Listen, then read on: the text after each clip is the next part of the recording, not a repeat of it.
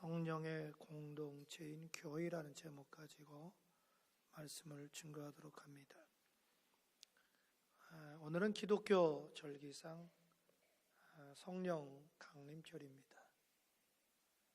여러분, 성령님이 언제 강림하셨죠? 오순절날 강림하셨죠. 왜 하필이면 오순절날 성령이 강림하셨을까요? 그것은 예수님이 승천하시고 처음 맞이하는 절기이기 때문에 그렇습니다.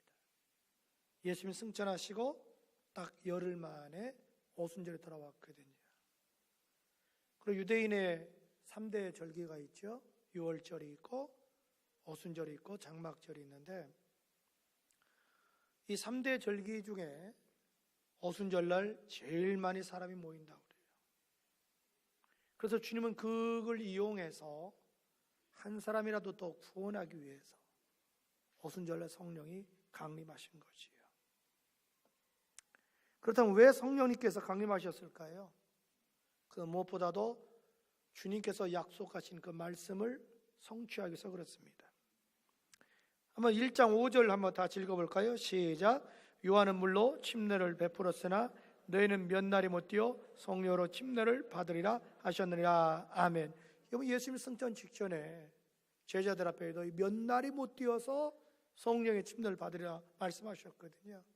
그 약속을 성취하기 위해서 예수님 승천하고 딱 열흘째 되는 오순절날 성령님이 강림하신 것이지요. 그리고 성령이 강림하신 것은 우리와 영원히 함께하기 위해서 강림하셨고, 또 성령님이 강림하신 것은 우리를 진리 가운데 인도해 주기 위해서 강림하셨고요. 궁극적으로 성령님은 저와 여러분을 천국까지 인도해 주기 위해서 강림하신 겁니다. 근데 성령님이 어떻게 강림하셨죠? 아주 독특하게 초자연적인 방법으로 강림하셨습니다. 오늘 2절에 보니까 막 갑자기 하늘로부터 강한 바람 같은 소리로 막 임하셨어요. 그 다음에 3절, 불의 혀가 갈라지는 것처럼 이렇게 임했습니다.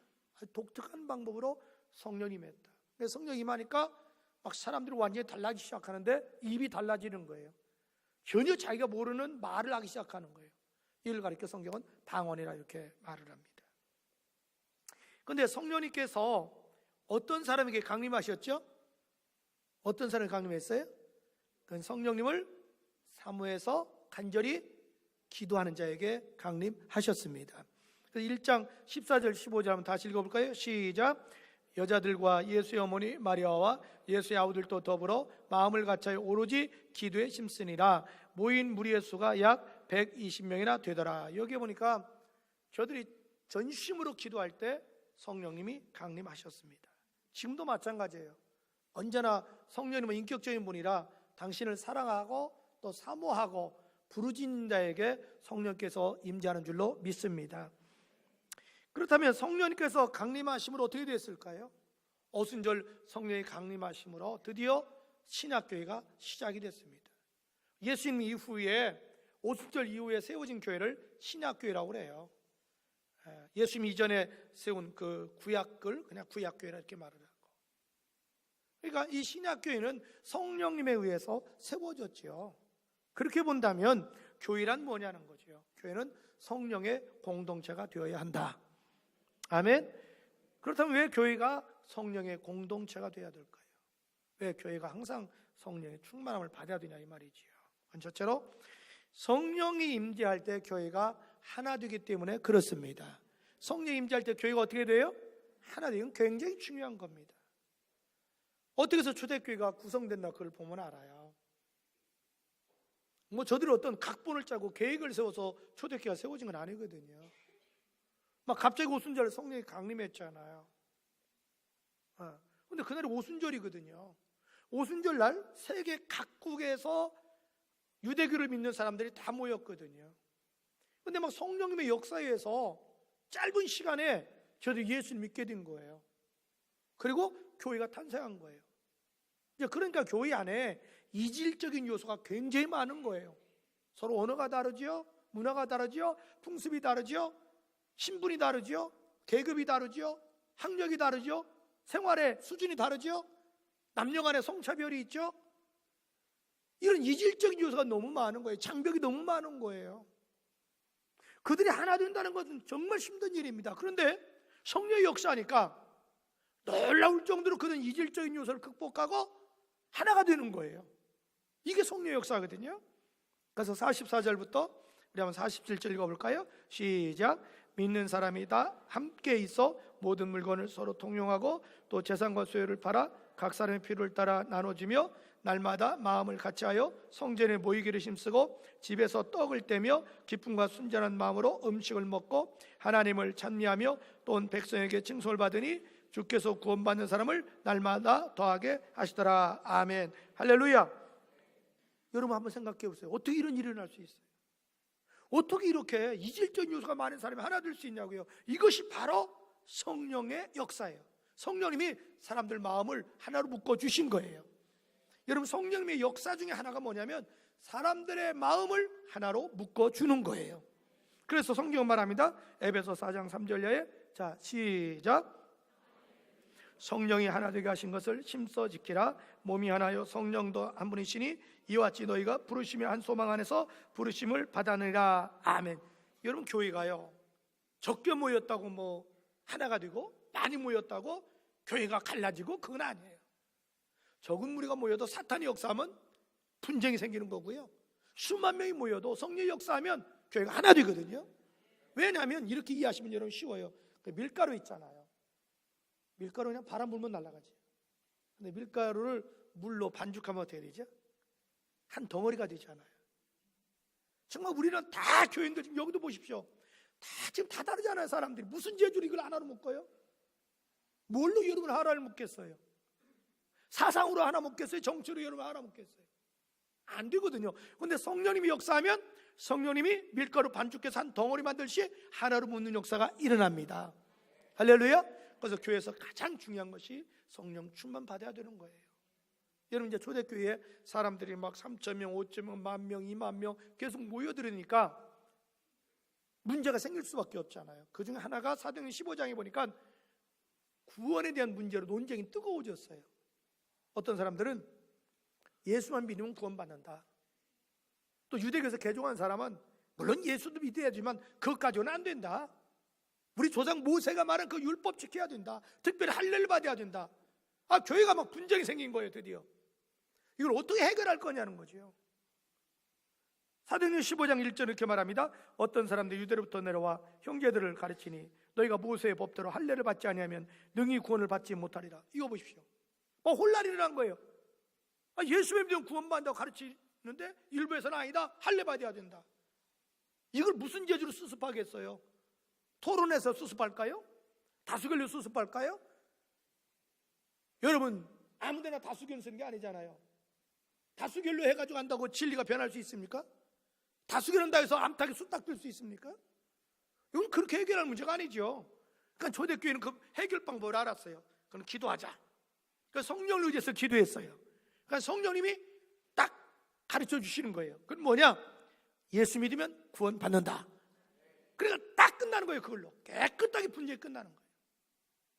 여러분, 정말 교회가 하나 되려면요, 교회가 평안하려면, 교회가 부흥하려면 하나밖에 없어요. 성령 충만해야 돼요. 성령이 교회를 지배해야 돼요. 다스려야 돼요. 이끌어가야 돼요. 할렐루야. 자, 사도행전 9장 31절 한번 읽어볼까요? 시작.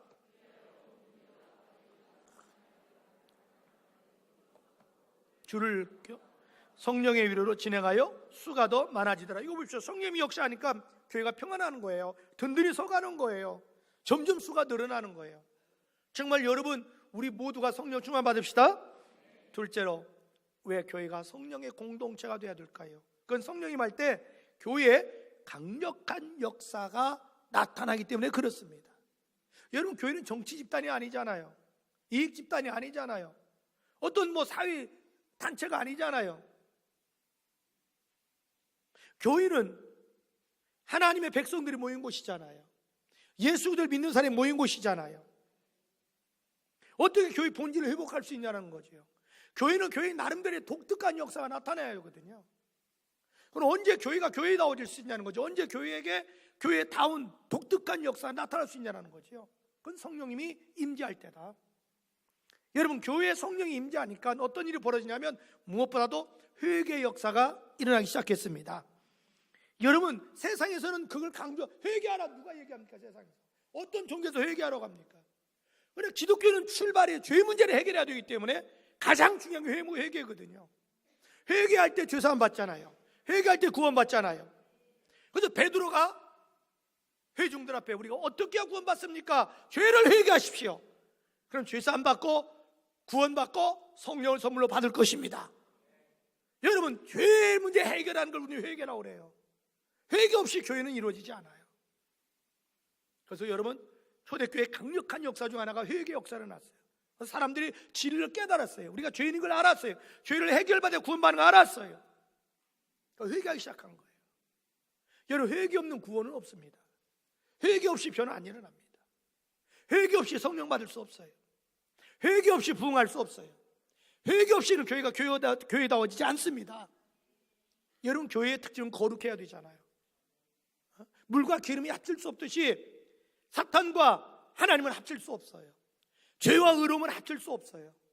우리는 날마다 삶 속에서 목욕하듯이 때를 씻어내듯이 날마다 삶 속에서 죄를 제거해야 돼요. 씻어내야 돼요. 그게 회개인데 내 마음대로 회개가 안 돼요. 성령이 역사하면 막 죄가 떠올라요. 회개하는 마음이 생겨요. 근데 성령이 역사하시면 죄가 죄인 줄을 모르고 죄를 짓는 거예요.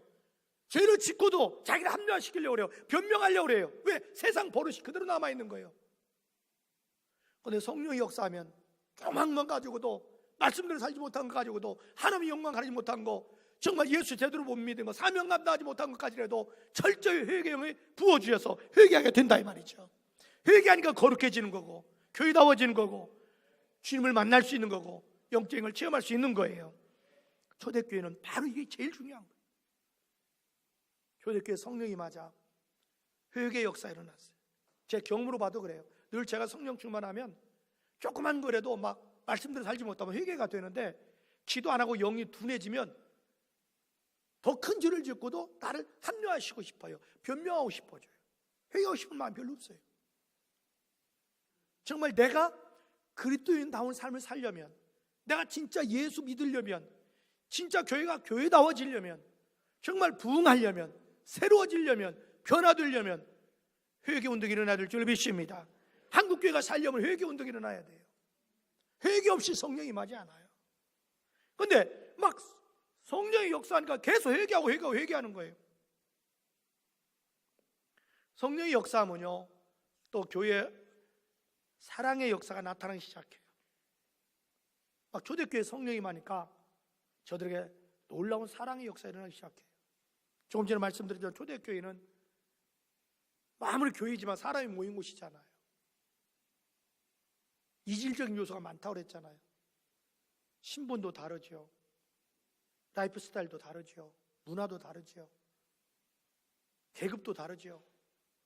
성별도 다르죠. 사람 본능적으로 이기심이 있잖아요. 욕심이 있잖아요. 내 걸 챙기려고 하잖아요. 그런데 이 장벽을 어떻게 뛰어넘을 수 있냐는 거죠. 어떻게 장벽을 뛰어넘어서 정말 예수 그리스도의 피를 나눈 하나님을 모시고 사는 형제 자매로서 우애하고 사랑하며 살 수 있냐는 거죠. 이론 가지고 되는 건 아니거든요. 가슴이 움직여져야 되거든요. 그런데 성령님이 초대교회 교인들 마음에 사랑을 부어주시니까 이성과 지성을 뛰어넘을 수 있었어요. 장벽을 뛰어넘을 수 있었어요. 누가 시키지도 않았는데 성령이 저들의 사랑의 마음을 주니까 서로 관심을 갖는 거예요. 서로에게 베푸는 거예요. 섬기는 거예요. 나누는 거예요. 이거 억지로 될 수 있는 게 아니잖아요. 사도행전 4장 32절 한번 다시 읽어볼까요? 시작. 믿는 무리가 한 마음과 한 뜻이 되어 모든 물건을 서로 통용하고 자기 재물을 조금이라도 자기 것이라는 이가 하나도 없더라. 아멘. 여기 보십시오. 그 많은 무리들이 한 마음 한 뜻이 되었어요. 누가? 성령이 이렇게 하나 되게 해주셨죠. 모든 물건을 서로 통용해서 물건을 나눴어요.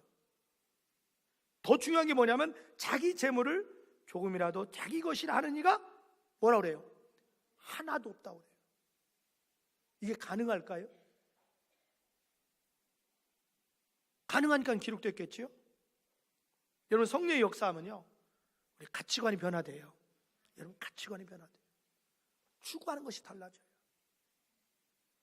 여러분, 세상에 자기 소유를 아깝게 여기지 않는 사람이 어디가 있습니까? 자기 물질을 아깝게 여기지 않는 사람이 어디 있겠어요? 내 거 소중하게 여기지 않는 사람이 어디 있냐고요. 그런데 어떻게 내 소유물을 공동으로 내놓냐고요. 내 재물을 어떻게 내놓을 수 있냐고요. 이거 어떻게 이게 가능하냐고요. 성령님이 저들의 가치관을 변화시킨 거죠. 사람의 의식이 굉장히 중요하거든요. 성령님이 전도수의 역사에서 저들의 추구하는 가치관을 변화시키고 저들 마음에 탐욕과 이기심을 깨트려버리고 사랑의 마음을 주고 이타 마음을 주니까 가능했던 거죠. 여러분, 오늘 우리의 삶이 왜 이렇게 황폐해졌을까요? 왜 수많은 가정이 깨지고 단체가 깨지고 교회가 혼란스러울까요? 핵심은 여러분 사랑이에요. 사랑보다 위대한 거 없습니다. 사랑보다 정말 위대한 거 없어요. 정말 사랑은 어떤 고난과 시련과 역경도 극복할 수 있어요. 이길 수 있어요. 사랑이 밥 먹여주냐고? 밥만 먹여줘? 행복하게도 해주지. 사랑이 얼마나 소중한데요. 근데 사랑이 내 마음에서 우러나오는 거지 지식에서 나오는 건 아니잖아요. 어머니의 사랑이 본능에서 나오는 거지 지식에서 나오는 게 아니듯이, 정말 성령 충만 받으면 로마서 5장 5절에 보니까 성령이 우리 마음속에 사랑의 마음을 주신다. 그 사랑의 마음을 주시니까 내 이성과 지성과 환경을 초월해서 베풀 수 있고 섬길 수 있고 나눌 수 있는 거예요. 정말 여러분, 오늘 우리 삶이 점점 황폐하잖아요. 요즘 여러분 살기는 너무너무 좋아졌죠. 지금 다 기계가 다 해주잖아요. 오토매틱 시대잖아요. 그러나 10사람 10사람 물어보면 지금이 행복했습니까? 옛날에 행복했습니까? 다 뭐라 그래요? 그래도 옛날이 행복했다고 그래요. 집에 화장실 하나도 없이 밖에 화장실 쓸 때, 세례시켰을 때, 신문지로 닦을 때 그래도 사람이 그때가 행복했다고 그래요. 지금 행복하다고 안 해요. 왜 그런 줄 압니까? 그때는 인정이라는 게 있었어요. 정의라는 게 있었어요. 이웃사람과 서로 나눌 줄도 알고 왕래도 할 줄 알고 품앗이도 할 줄 알고 같이 울어주고 웃어주고 그게 있었잖아요. 지금은 이웃집에 누가 사는 일도 모르고 죽어가도 몰라요. 관심도 없어요. 아니, 알려고도 안 해요. 오히려 귀찮아해요. 지금은 사촌만 돼도 남남해요. 옛날엔 사촌이 어디가 있어요? 8촌, 10촌까지도 우린 일가요 해가지고 만나면 쫙 이러잖아요. 지금 사촌이라도 어려운 사람이 전화하면 안 받아요. 인간다운 상실한 거죠. 그럼 우리 교회는 안 그렇습니까? 여러분 안 그래요? 누가 무슨 집 있다, 애경사 있다 해도 나하고는 관계없으니까 전혀 움직이지 않잖아요. 교회에 무슨 일 있으니까 참여합시다 안 하잖아요. 그다 당신 집에 애경사 있어서 사람이 안 가면 삐진다? 사랑이 없다고. 쥐가 사랑 없는 건 생각 안 하고 자기가 한 일은 생각 안 해요. 참 여러분, 인생은 품앗이잖아요. 그래서 막 열심히 막 애경사 쫓아다니는 분들한테 무슨 일 있으면 막 교인들이 얘기 안 해도 다 와요. 근데 한 번도 안 다닌 사람 가자고 막 목회자가 사정사정해도 안 가요. 그러고 나면 나중에 삐져가지고 시험 들어가지고 우리 교회는 사랑이 있네 없네. 저는 왜 사랑이 없어 그러면? 인생은 품앗이에요. 인생이 품앗이라니까요. 핵심이 뭐냐? 그건 사랑이에요. 그리고 교회 중진들은 품앗이 안 해도 가야 돼요. 그래서 교회 중진 세운 거지 뭐하러 세웠는데. 꼭 나오고 친소관계에 따라서 움직이면 이건 안 되는 거예요. 교회는 교회 나름대로 특성이 친소관계를 떠나서 지도자라면 부모가 암탉이 병아리 다 한 듯이 다 껴안고 나갈 줄 알아야 돼요. 아멘? 왜 아멘 안 하노? 언제 아멘 하려고? 집에 가서 아멘 하려고? 참 여러분, 이게 어거지로 되는 게 아니잖아요. 우리가 성령 받으면 그 성령 우리 마음에 사랑의 마음을 주신다. 저는 우리 교회 사랑의 운동이 일어났으면 좋겠어요. 그 다음에 성령이 임하면 교회가 강력한 전도의 역사가 나타나기 시작합니다.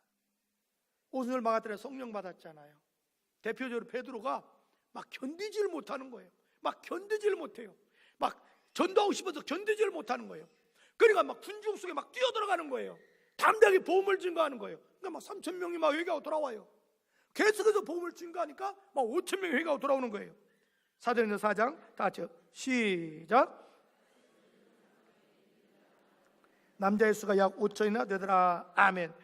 막 이렇게 되니까 유대교 지도자들이 상당히 위협을 느끼기 시작해요. 이대로 가면 큰일 나겠다. 긴급 회의를 소집해요. 그러고서 베드로와 사도들 체포했어요. 데려가서 막 협박하는 거예요. 앞으로 절대로 전도하지 마라. 예수 이름 말하지 말아라. 공갈 협박하는 거예요. 전에 같으면 베드로가 알았습니다. 안 하겠습니다. 갔을 거예요. 왜? 원래 여러분 보세요. 예수님이 잡힐 때 베드로가 예수님 안다고 그랬어요? 모른다고 그랬어요? 나 저 양반 모른다고 했잖아요. 이런 베드로가 성령 받고 나니까 얼마나 담대해졌는지, 얼마나 주님을 사랑하고 영혼을 사랑하는지 자기 뜻을 굽히지 않아요. 그는 이렇게 말합니다. 사도행전 4장 17절 이하에 이것이 민간에 더 퍼지지 못하게 하여 그들을 위협하여 이후에는 예수 이름으로 아무에도 말하지 말게 하자 하고 사도를 비롯한 베드로들을 불러 경고하여 도무지 예수 이름으로 말하지도 말고 가르치지도 말라 하니 시작. 베드로와 요한이 대답하여 이르되 하나님 앞에서 너희 말을 듣는 것이 하나님의 말씀을 듣는 것보다 옳은가 판단하라. 우리는 보고 들은 것을 말하지 아니할 수 없다니. 할렐루야. 막 견디지를 못하는 거예요. 막 계속 전도하는 거예요. 그러니까 막 기하급수로 믿는 사람이 늘어나는 거예요. 사도행전 5장 14절 시작. 믿고 주께 나오는 자가 더 많으니 남녀의 큰 무리더라. 큰 무리가 돌아오는 거예요. 그러자 유대교 지도자들, 예수님을 십자가에 못 박았던 그들이 다시 모였어요. 이대로는 안 되겠다. 더 이상 확산되면 안 된다. 이걸 제재를 가하자. 그 다시 사도를 체포했어요. 불러들였어요. 이번에는 경고로 끝나지 않았습니다. 드디어 박해하기 시작해요. 매질을 가합니다. 매질을 하면 안 할 줄 알았어요. 웬걸? 매질했더니 오히려 나가면서 더 웃어요. 아니, 울을 줄 알고 다시는 안 하겠다고 빌 줄 알았더니 큰 소리 치면서 나가고 오히려 웃으면서 끝까지 복음을 증거하는 거예요. 사도행전 5장 40절 이하에 시작. 그들이 옳게 여겨 사도들을 불러들여 채찍질하며 예수 이름으로 말하는 것을 금하고 놓으니 사도들은 그 이름을 위하여 능력받는 일에 합당한 자로 여김을 기뻐하면서 공의 앞을 떠나니라. 그들이 날마다 성전에 있든지 집에 있든지 예수 그리스도라 가르치기와 전도하기를 그치지 아니하니라. 아멘. 이거 보십시오. 매를 때려도 안 되는 거예요. 오히려 더 열심히 전도하는 거예요. 마치 여러분 그 부지깽이로 때리면 불꽃이 튀우듯이 더 막 열심히 전도하는 거예요. 그러니까 믿는 사람이 점점 늘어나는 거예요. 사도행전 6장 7절 시작. 하나님의 말씀이 점점 왕성하여 예루살렘에 있는 제자의 수가 더 힘이 많아지고 허다한 제자 무리도 이도에 복종하니라. 아멘. 이거 보십시오. 도대체 왜 이렇게 담대하게 복음을 증거하냐 이거죠.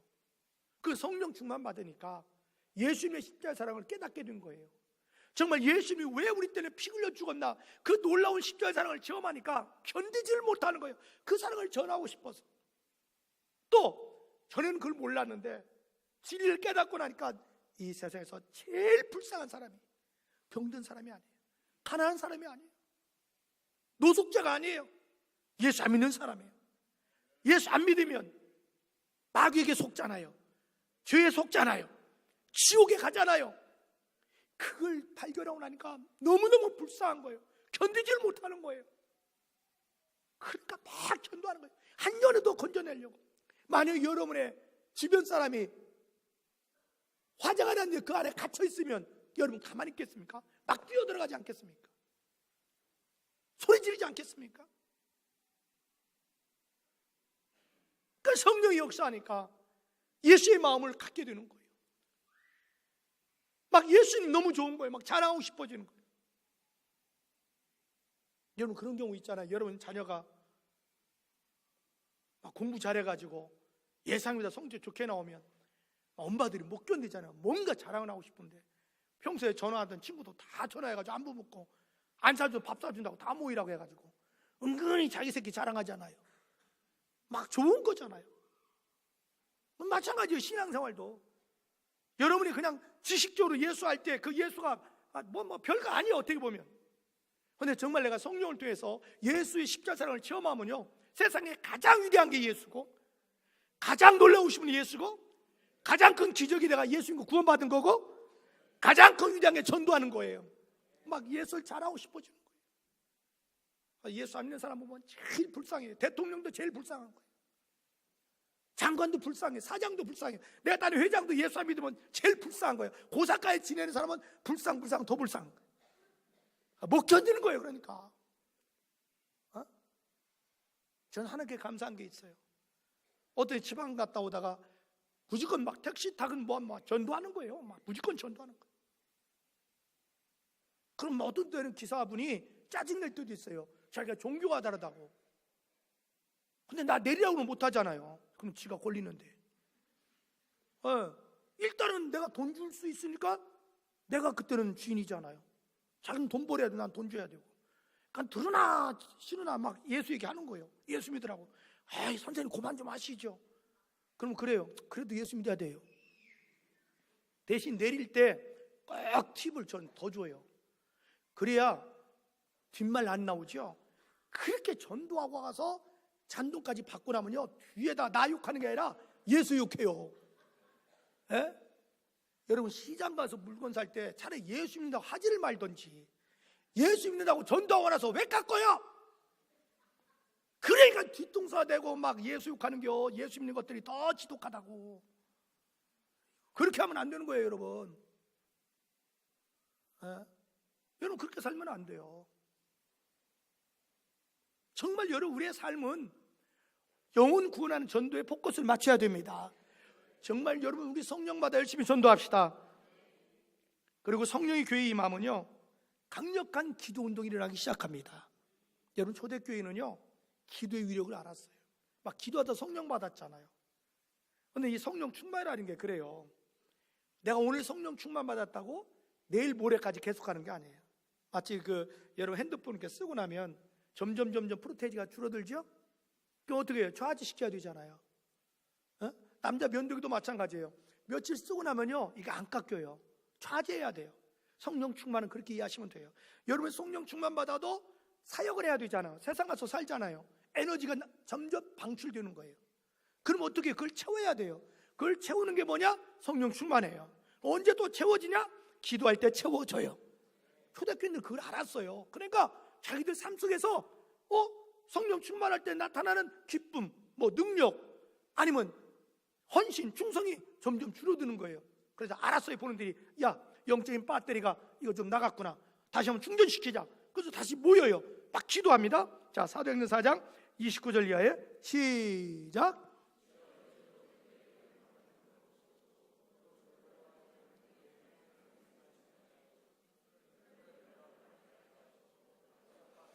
거룩한 종 예수 이름으로 이루어지게 하옵소서 하더라.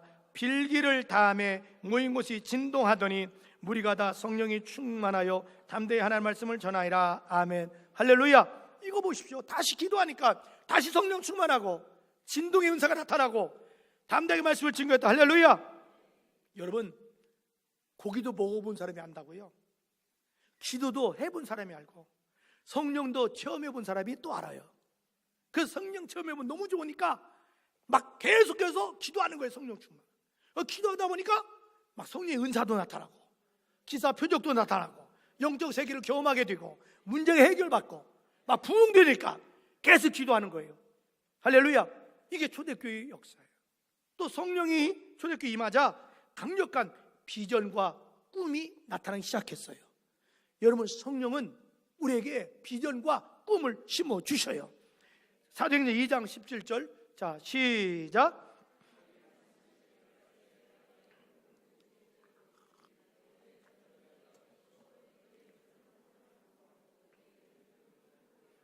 여러분, 마지막 때 내 영 성령을 부어주리니 너희 자녀들이 예언할 것이요 젊은이가 환상을 보고 아비들이 꿈을 꾸리라. 할렐루야. 막 성령이 역사해지는 거예요. 성령이 역사하면요 사람이 달라져요. 사람이 달라져요. 성령이 역사하면 사람이 어떻게 달라지냐면 막 삶에 생기가 넘쳐요. 활기가 넘쳐요. 의욕이 넘쳐요. 굉장히 역동적인 사람이 돼요. 어떤 장애물도 뚫고 나갈 수 있어요. 어떤 장애물도 극복할 줄 알아요. 이상해요. 막 성령을 받으면 그런 비전이 생기고 막 열정이 생겨요. 사람이 꼭 돈만 있다고 행복한 게 아니에요. 건강하다고만 행복한 게 아니에요. 직장에서 승진만 한다고 행복한 게 아니에요. 이상해요. 여러분, 영적인 세계를 경험하면요 육신에서 얻을 수 없는 놀라운 기쁨이 있어요. 그러니까 막 성령 받은 사람 보면 막 찬송하는 거예요. 대산을 넘어 험곡에 가도 빛 가운데로 걸어가며 막 찬양하고 얼굴이 막 밝아져요. 그 주변 사람이 무슨 좋은 일이시오? 좋은 일이시오? 아니요. 그냥 좋은 걸 어떡해? 좋은 걸 어떡해? 그 비밀은 성령 받아봐야 한다 이 말이에요. 여러분, 성령은요 좋아질 수밖에 없잖아요. 우리가 왜? 비전을 주니까, 꿈을 주니까. 사람이 비전 있으면, 꿈이 있으면 늙지 않아요. 열정이 있어요. 어떤 어려움도 뚫고 나갈 수 있어요. 비전과 꿈이 없으니까 쉽게 모든 걸 포기하는 거예요. 여러분, 성령을 통해서 비전과 꿈이 있으면요 사람이 긍정적인 사람으로 변화돼요. 우리는 다 원래 죄인 가운데 태어났기 때문에 우리들 속에 부정적인 요소가 참 많아요. 그래서 조금만 힘들고 어려우면 좌절하고 낙심하고 포기하고 안 돼요, 못 해요, 할 수 없어요. 어떤 사람 보면 무슨 일만 있으면 무조건 안 돼요, 못 해요, 할 수 없어요 이 말부터 해요. 그리고 거기서 논리를 전겨요. 굉장히 똑똑한 줄 알지만 그건 헛똑똑해요. 정말 여러분, 이 사회를 이끌어간 사람들 보십시오. 역사적으로 모험한 사람들 보십시오. 사업가들 보십시오. 꼭 수학 공식처럼 논리만 인생이 되는 게 아니잖아요. 막 가고 담대해지는 거예요. 하면 된다, 할 수 있다, 해보자. 따라합시다. 하면 된다, 할 수 있다, 해보자. 도전하는 거예요. 도전하는 거예요. 그런데 어떻게 사람이 행복하지 않아요? 어떻게 사람이 희망이 없냐고요. 사람이 비전과 꿈만 있으면요 절대적으로 여러분 불행하지 않습니다. 우리 부모님들 보십시오. 당신 때는 가난하게 살고 못 배웠지만 내 자식만큼은 내가 성공시킨다, 공부시킨다, 출세시켜야 되겠다. 그것 때문에 그냥 행상도 하시고 멸시천대 받으시고 굶주리면서도 애들 성공시키고 그것 때문에 인생을 포기하지 않고 살아있잖아요. 근데 여러분, 성령 받을 때 참된 비전과 꿈이 생깁니다. 할렐루야. 하나님 우리에게 그런 비전을 주시잖아요. 우리가 대전시에서 제일 큰 교회예요. 왜 그런 비전과 꿈을 줘요? 대전이 지금 150만인데 한 영도 구원해야 되잖아요. 우리가 선교해야 되잖아요. 장학사업 해야 되잖아요. 복지사업 해야 되잖아요. 막 비전과 꿈을 주시는 거예요. 비전과 꿈이 있으면 사람이 늙지를 않아요. 어떤 장애물도 뚫고 나갈 수 있어요. 어려움도 이길 수 있어요. 여러분, 지금이 정말 우리 시대가 어려운 시대예요. 이때 정말 우리에게 필요한 게 뭐냐? 성령 충만함을 받아야 돼요. 성령의 기름 부음을 받아야 돼요. 여러분, 성령을 받으면 내가 행복해져요. 우리 가정이 행복해져요. 우리 교회가 살맛나요. 여러분, 성령님은 삼위일체 하나님이셔요. 인격적인 분이에요. 성령님을 여러분 사랑해야 돼요. 인정해야 돼요. 사모해야 돼요. 부르짖어야 돼요. 그래서 정말 성령 충만해서 우리 모두 변화됩시다. 부흥을 경험합시다. 정말 여러분이 신바람이 나고 살맛나는 인생을 살기를 주님으로 축복합니다.